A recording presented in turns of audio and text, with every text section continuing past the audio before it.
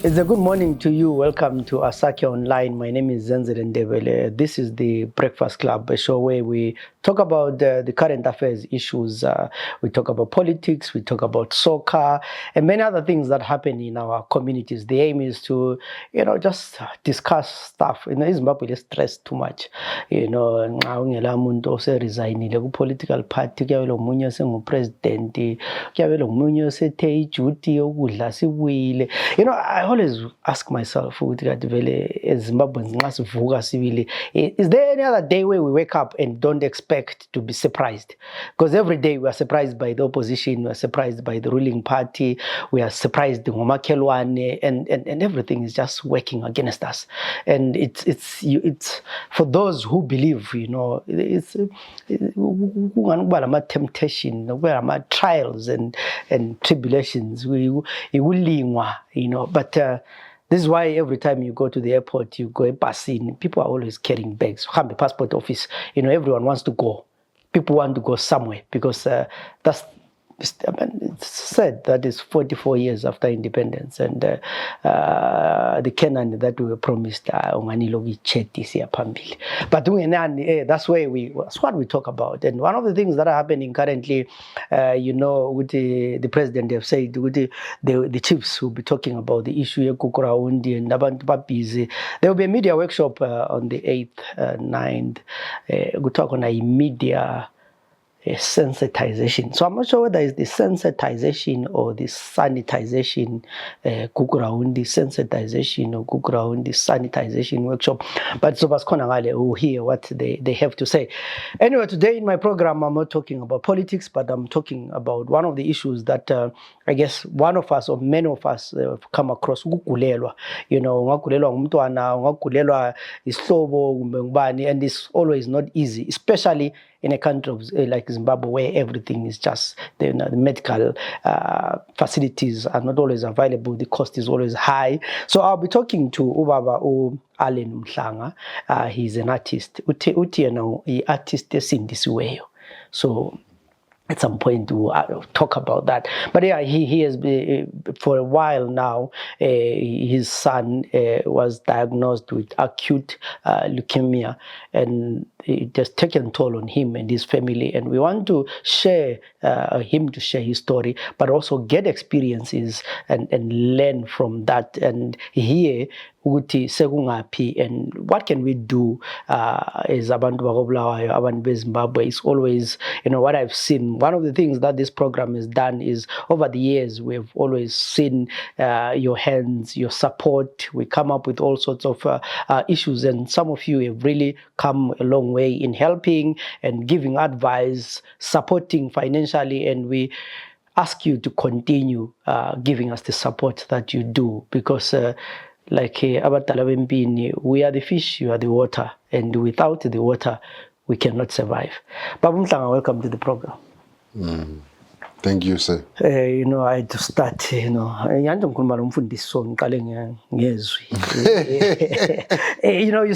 said when I was introduction about you are an artist in this way. What is the difference between just saying I'm just an artist? Singakhuluma nge-artist bese sikhohlwa ngensindiso angithi. Igame le art la ngkhona yabe ngasalibonganga. Ngoba siliphiwa ngwena lo sisindisayo. Yeah. Mina ngidinga i-artist elisindisweyo ngoba ngathi I'm a gospel artist. Ngizabe sengilimite ezinye izinto lezo. Or sengizehlukanisa labanye ngendlela enye engasiluzisa okunye angithi. I see. So yeah, today we are talking about umntanakho who has been battling cancer, acute leukemia. Let me start by, at what point did you notice that there was a problem? Yeah, for the past years I've been in Johannesburg. So I come here maybe a year 4 or 5 times. I come, I check the boy. One, I wanted to come harvest, I've got my place in Switzerland. So now I want to check the boy. Corona time, I transferred them to Lupane, St. Paul. So I go, I see the boy, but it doesn't look like my boy. Is what do you call this? Tonsils. And then he's slim, he's not okay. So I took the boy because it was as well. Mom's a clinic. Then after a week, I didn't see much change. It was a bit okay. Then later, I took the boy for checkups. Because one, my passport is expire. So I think I had about 5,000 rands, just putting 30 passport and then a copec. So then I thought, no, let me go check the boy. I can't leave the boy like this. So I'm test then the doctors now, they tell me, Baba, first question about where do you stay? Then I told them, a trick. You're not going anywhere. And then that doctor had long shock. What is still serious? Lapa is suspecting acute leukemia. That's blood cancer. Give me, is something very like Tabangi. But this guy showing you want to talk to Maram. After a week, then we went to Mpilo, but to Melama results lana. They are rare. And then the Aradi guys, they send a message with, if you keep that boy, Nama results law, he might stroke any minute. So Monday, young corner, I had to take the following guy, I had to take it ambulance from Pilo to Harare. I'm shocked, the boy is shocked. You reach the hospital, the hospital is scary.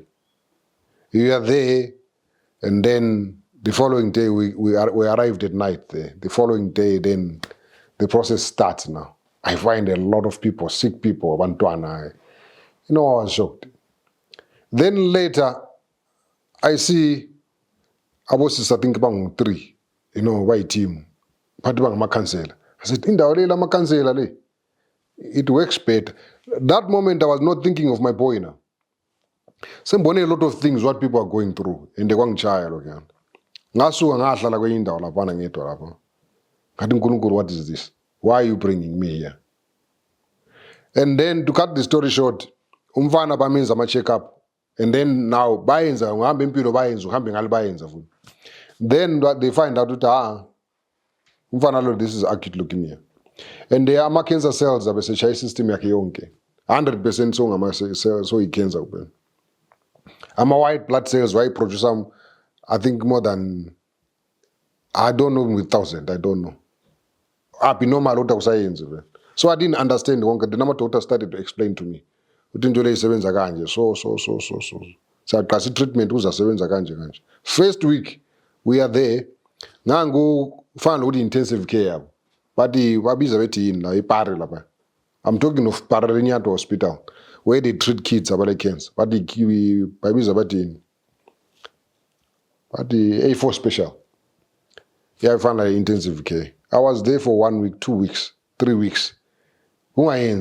The first 3 nights, there is a boy next to my son. He passes away. And then later, he says this way, yeah, but at it's so space. Because it's one page here, another page. And then I'm quiet, he says, I saw no space in gaming it, what does it mean? And then 2 seconds, my son is very sensitive. Says, no, that I'm not saying it's okay, that boy passed on away. I'm just saying it's all space. Now, all right. And then second week, they find 98% of my cancer cells are feeder. That was a serious improvement. And then my son is very, very, very, he believes system yake. Whatever he prays for happens.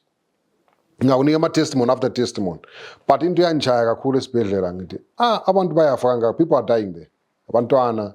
And abaningi basila futhi. Abantwana. But what hits people, icancer eZimbabwe nxa sikhuluma ngendawo ezinesibhedlela ze-government, iyalatshwe eHarare kuphela, ePari. And then we've got 3 professional doctors abadila ngecancer. Yabo mama. Abaningi ngathi sizwa bathi enxe later bazovula another branch eBulawayo la. Ngoba everyone from Force, Wange, Uborder, Bedbridge, all the corners of the nation, everyone goes there. And bali challenge abantu ngani ngendaba ze medication. Ngoba we found that medication iyadura. Kulaba abancedisayo like Kids Can, organization yaqalwa nguMyeloid cancer la, it's a white woman. Uyancedisa here and there, but they can't. entweni eziningi. Sometimes the medication yabe ingekho. You find ukuthi kuyadura, you know. Hambe ethenga i-nickel injection eyi-1 nje.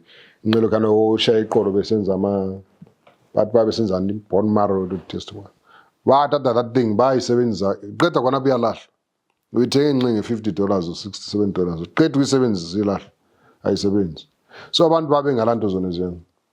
And then medication abanye ngibona i-challenge ekhona uyasuka esibhedlela mayisiya ekhaya. Ufika ekhaya ngale akasaphenduka esibhedlela. Mhlawumbe uswele transport or mhlawumbe ufike kwaba nomsindo. I notice incident ukuthi young ladies, most of them, I've never seen support abayithola from whether my husbands or boyfriends. I've never.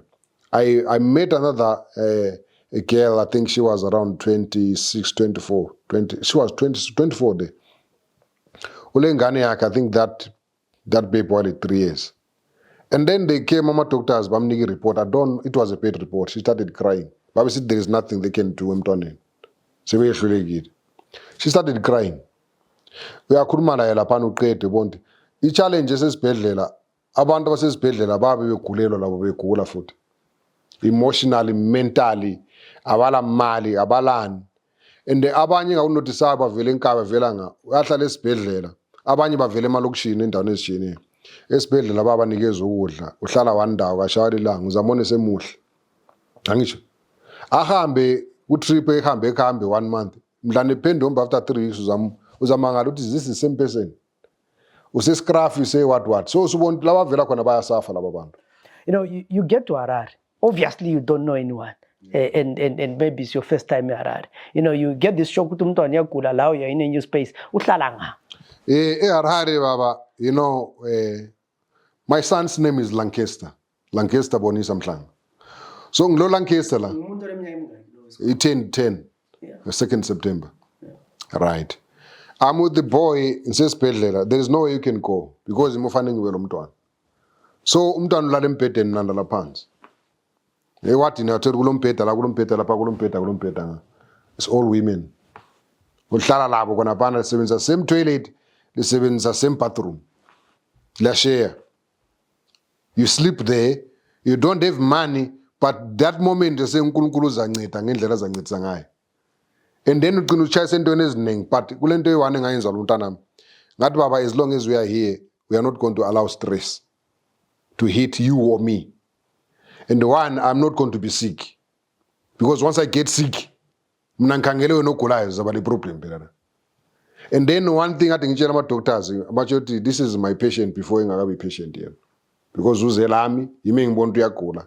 Nxa lapha yimi ngimcheck nalami lapha. So sifanele cooperate. But what I liked first results are 98% of my cancers are feeling right now. But then this cancer ebafana takes 3 years. Ngoba sithi to flash system yonke bathi amankazana is 2 years, then abafana is 3 years ngoba ungamenza 2 years ubona nisesilile. Kata ama cells dana abaleka acatshe kuma balls ngale. Ahlale after a year kuvuke futhi. So count umuntu wayela 2 years. So they must make sure to flush everything out. So this boy has been from treatment in April up to now. So kathesi indaba yenzileyo starting from this month iyaqalisa maintenance. But that is for 3 years. So the challenge at inshallah bani having like the whole month eHarare ngale. 2nd month, 3rd month. Now sithi uyabuya ngapha, you're only coming in for a few days. And the fund ubuyele. So nxa ukhuluma maintenance lapha i-process yokwenza maintenance uhamba kwesikhathi esingana. I-maintenance kathesi every month kufanele ehambe esibhedlela once eHarare, ePari ngale, and then ehambe eMpilo once.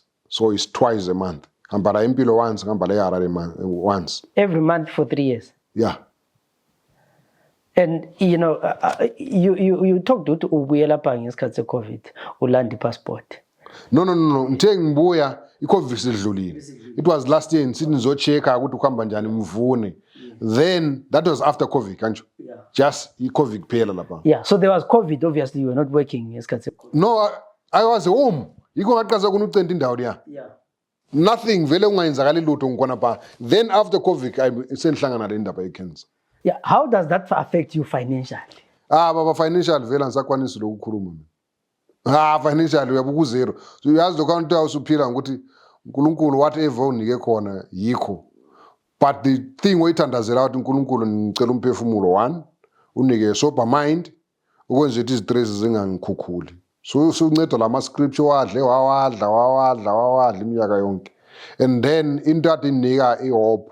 You know, my son, you know, i-belief system yakhe is so high. Or serious. Or at any moment if I lose hope for him, ngiyabe semfana ukuthi simbethele uSatan uJesu esiphambanweni. Yeah, you know, I'm talking to someone who said he's a believer, and with every serious issue, when you make it light, but it is quite serious. You know, when you talk with you're supposed to go to Harare every month. Yeah. You know, are there financial costs ozibhadalayo yini esibhedlela? Or bayawelapha nje imali? No, esibhedlela andabona esibhedlela kadesi. You know what I end up doing? Because ngabona i-bedding yonke bawukhoda $10,000. I don't even understand ama-figures akhona nje. It's so expensive. Uthi one awula job oyenzayo, awula msebenzi owenzayo. One le medication zomntwana and then umntwana uyabhadalela umbheda, wena ulele phansi uyabhadala. Ulele phansi khona? Yes, you pay. Ulele phansi lapha uyabhadala wena. Then kumele uzibonele ukudla. Ukudla bazakunika esibhedlela but akudleki most of the times. Akudleki most of the times. Sibatshela because one asozoyeka ubatshela one ayisibo baphekayo. Abakusevayo labanye yabatshela ukuthi hayi guys, you know you are not the ones abapheka kanje. But akudleki most of the times. But umuntu ma kuthiwa singalamba sidla utshana ngithi. Yagcina ukujwayela. No, not ungakujwayelanga uzafaka esiswini ukuthi kuzayenza okwenzayo kube. You know. But now le mali uzazithengela. For instance, umfana mvelo bengasozedle because ama first isikhathi esiningi ukuthi i-treatment yakhona yamenza avomite. So isikhathi esiningi ubethi ma kufanele adle ahlanze. So fanele make sure ngimnika into engasoze imhlanzise emoyeni wakhe wani oyithandayo. And you find ukuthi ukudla eHarare kuyadura. It's not like eBulawayo. Kuyabe kudura but you try by all means to get at least imali ukuthi nxa ifuna lokhu ngimenzele, nxa ifuna lokhu ngimenzele. Because now you are trying to avoid manje amanye ama-stresses angaba khona lapha. Can you imagine umfana unjalo so siba lesinye stress sakhe esingayelashwa nguwe ke lapho. Because this is thing medication enjani imali ufana uyidinge njengobaba no matter what. Nxa usekhonelele njani ungatshela labantu uzabona indlela. Okunye futhi ngubongelayo kulabantu phela ababuya nxa usesibhedlela nje babuya lama fruits lani bona abambalwa. You know, you thank God for that. But baba it's nothing. Ngoba kade sinxa ngikhangela kula i-cancer elashwa ngendlela eziningi kule chemo kulama herbs kulani. Akhona ama herbs okwazi ukuthi la anceda vela abantu. But athengeki lula phela. Uyahamba ufuna i-quotation lapha ngenxa ku400, 500, 600 ayinyanga. Uqeda lapha sofanele ubele inyanga but ma grounded 1000. So how does that affect you as a family man? Now uyagulelwa phela asuyedwa umntwana ekhaya lapha la kukhona okufunakala. Baba effect yakho ni serious. Anti ngitshela ukuthi le ndawo enje I'm trying to build there because kule vision is serious ezasiza these guys futhi. Kula ma projects engifuna ukwayenza vela kaCaster. Unxa isiye esikolo noma uthi esikolo esenjani anga struggle financial. Ma projects ufanele wenze lapha nifanele ngigepa amanzi lapha. You know, indawo yami inhle iclean amanzi magcwele phansi, you know. I-central sendaweni esemgwaqweni Force Road indawo e-right. But now sucabanga khona kuyani umama usesele yedwa egoli ngalisebenza nzima. Ama-rent semchaya. So fanele athumele ngilabantwana nomntwana omunye sesikolo futhi. You know. Khona kuyanga sokuchaya umama ngathi se-stressed. Lawe labantwana abasaboni phela njengabazali. Senihlala esibhedlela mina. Yeah, you answered the question kade ngizakubuzayo ukuthi wena ukhulume ukuthi omama yibo basesibhedlela wena ngokade ngubaba usesibhedlela lapha so benza buza ukuthi in this case you are the one who decided ukuthi hayi mama wathi mina ngihambe because usually to be the other way around. Yeah, anti okunye baba anti ngile artist mina ngila permanent job odwa ngiqatshiwe lapha ama artists anto azisebenza njani. Umama nguyovukela emsebenzini wakhe every day. Mina ngiflex angithi ngilakho ukuthi gijima ngenze lokhana into yabe sokuchaya manje nxa usubanjiwe ke wena ugijima wenze lokhana mbani uzayenza into athi uzenza. Umama ngathi yabe uyabanga lo msindo phela kunjalo uyalahleka kwesinye isikhathi ngoba wana usela income phela ithola lapha la abantwana su struggle lapha kule nto ofanele zihambe ama project athi ufanele hambe amile wonke. I remember ngikompile kule album ofanele ngilonje next month. I'm just waiting ukuthi ngithole date ngihlanganisele ama finances. You know, ikhuluma ngeZimbabwe ukuthi Zim unite. Ngoba as a nation we need to be united with into zihambe in many areas empilweni zethu njengamaZimbabwe kufanele sibe lokubambana. Ngikompile that album se studio. Kuthe ngesikhathi ama-elections laphana, I've got some guys, they know my works. Ngabanika lesithi, very wonderful stuff for Zimbabwe, especially moment esikiyo le. These guys at Mhlanga kade sifuna ukunika ijob ukuthi ngiwenza ama-English, but indaba yomntwana usesibhedlela we know. So almost my friends akho abekwathi usesibhedlela phela. Can you imagine staying esibhedlela 7-8 months? Usesibhedlela. Ekugcineni ngagcina ngirelieve umntanami. I had to take 2 weeks. Nga-resta kancane eGoli. You know, because some friends also said, Mhlanga, we know you are not okay. Can you just rest a bit? But it continues, bro. Ngoba khathesi ngenza interview le situation imele. So you have mentioned one important thing about a support system nxa ugulelwa, because you mentioned ukuthi nxa ugulelwa, well umntwana uyagula wesingumntwana, you know, it becomes kuwe yabusukugula lawo, but your mental status as well ugcina la ugula. How important is the support system ebantwini who might be going through imkhuhlane njabo cancer and ngabe ukugula nje, but how important is the support system? Baba, ukusupportana kubalulekile, but in this case, I'll tell you something ezako surprise. You know, I believe abantu ngasiphila kwesinye isikhathi siyatshela namanga. Futhi silozwelo lokuthi shame, no, I'll pray for you. It's okay to pray for somebody. But kwesinye isikhathi I don't need the prayer first. Ngani lambile ungakandithandazeli, ungangithengela amabhanzi. Ngidle uninikele khokho nginathi. Sesingathandaza. Even ungazange wenze lutho. That day into yakuyenzela ne mileage yangikhona baba ungathatha 20-30 years umuntu kakhohlwa ngelanga lona leyo. Isikhathi esiningi sikhuluma ngemlomo senzeni, and then asengawunanzela abantu isikhathi esiningi nginje, I'm even talking to myself. Most of the times we are very self-centered.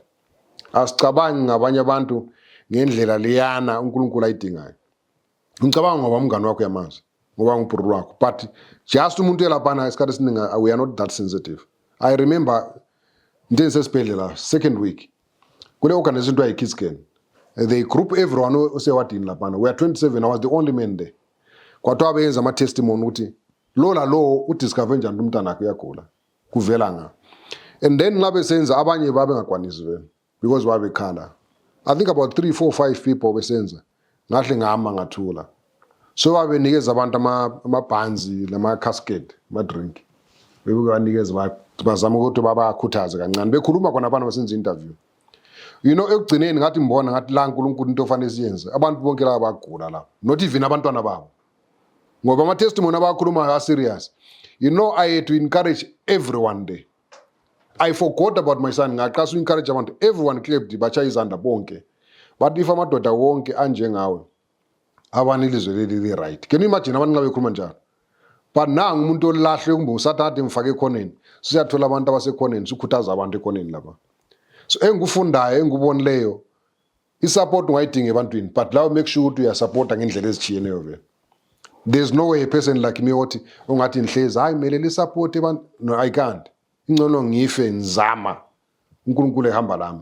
Nginceda abanye kodwa kuyimi ndinga uncedo, nginceda abanye. I think that spirit singabalayo ekuncedisaneni ingasenza sibe ngabantu abangcono. I don't know umbe yangizwisisa baba. Ngiyakuzwisisa. So for your kid now, usenjani? What's the situation?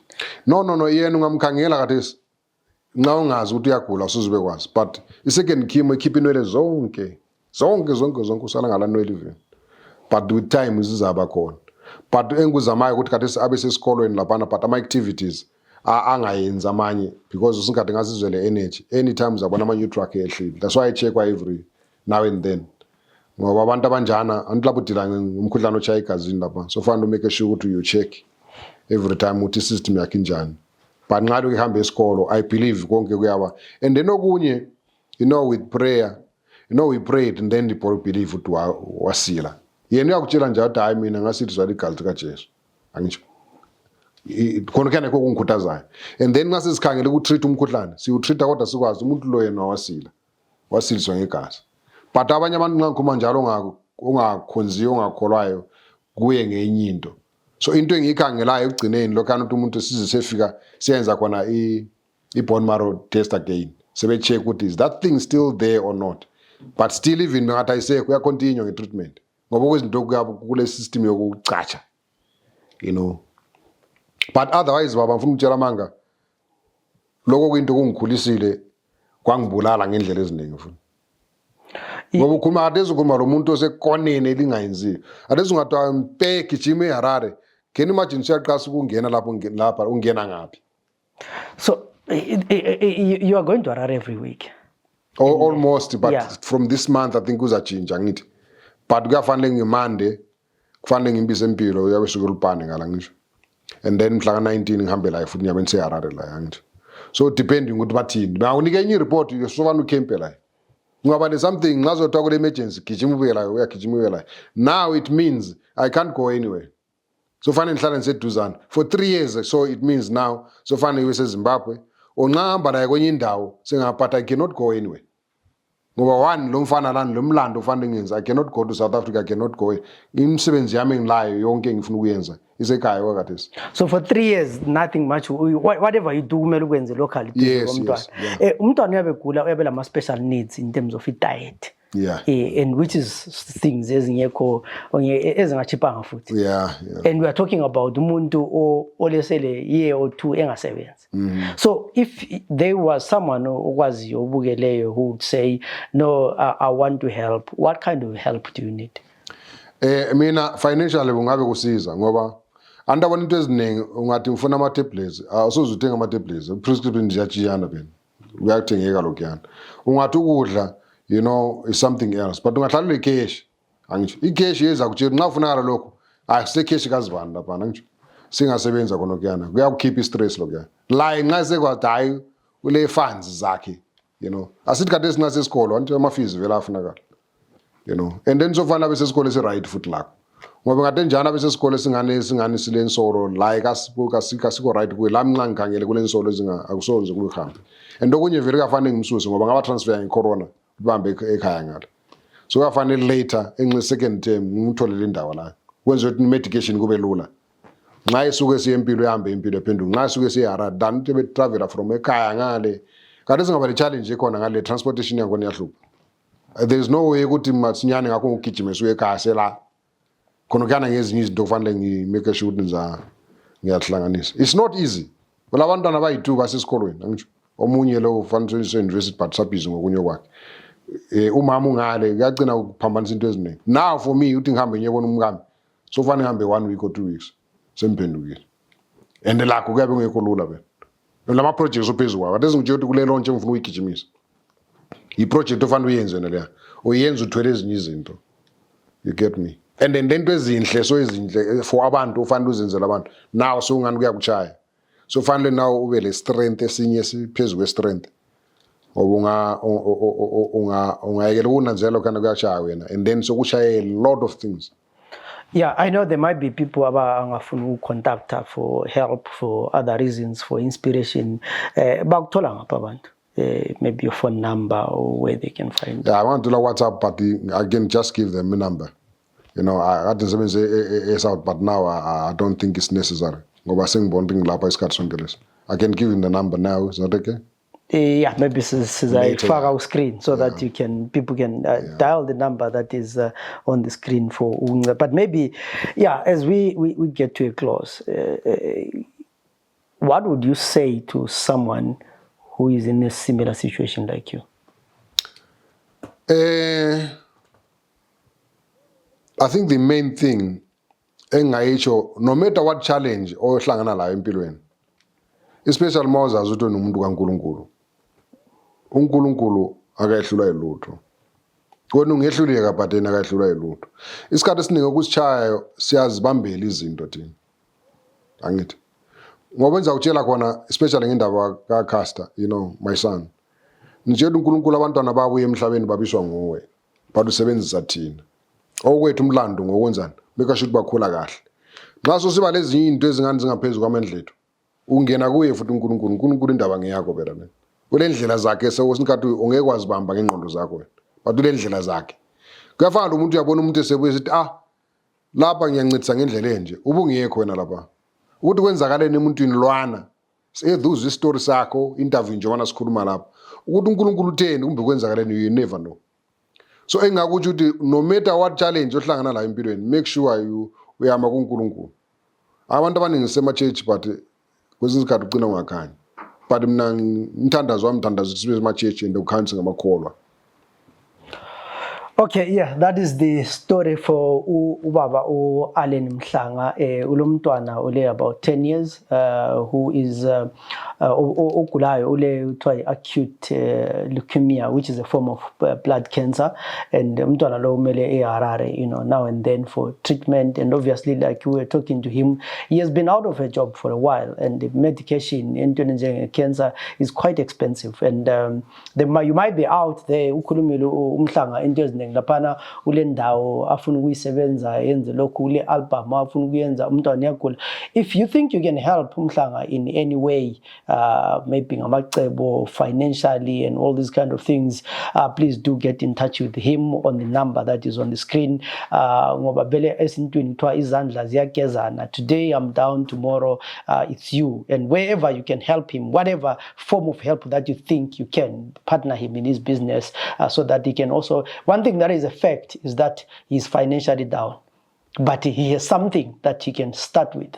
And if he's saying for the next 3 years you'll be here, that means he cannot even go to South Africa to work. So now he needs to find something to do lapha. Indoda ekhanya iqinile, so singayinika support yelima mathematics. I think kungabe so I think I really encourage people to say, let's work with Mhlanga, help him, to support him. At least the good news is that Mntwana is recovering, and never know, we might be raising a doctor, we might be raising a politician or a pastor in Dezinjalo. But I believe that working together, we can overcome this challenge and many others. My name is Zenzele Ndebele. Let's meet in other programs.